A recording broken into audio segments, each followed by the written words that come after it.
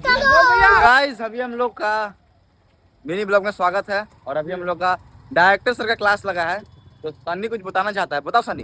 कह रहे थे कि 3 साल में बीच में अभी तक हम लोग पहला बार कॉपी उपी लेके जा रहे हैं पढ़ने के लिए। ये मेरा पुत्र है। ये मेरा चाइल्ड क्लास है। ये है हम ग्रैंड पेरेंट क्लास और ये अरे parent अशब्द class अशब्द बात नहीं और करो। ये चाइल्ड क्लास है। और आप लोग को एक और बात बता तो दूं। देखिए वहाँ पे वो है वो सन प्रो क्लास पूरा उल्टा चल रहा है।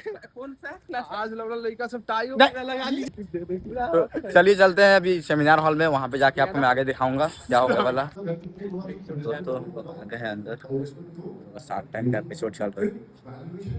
राज मेरा खुश है सर, युवराज से बहुत खुश है। युवराज का शकल बता रहा कितना खुश है, बोलो। ठीक है।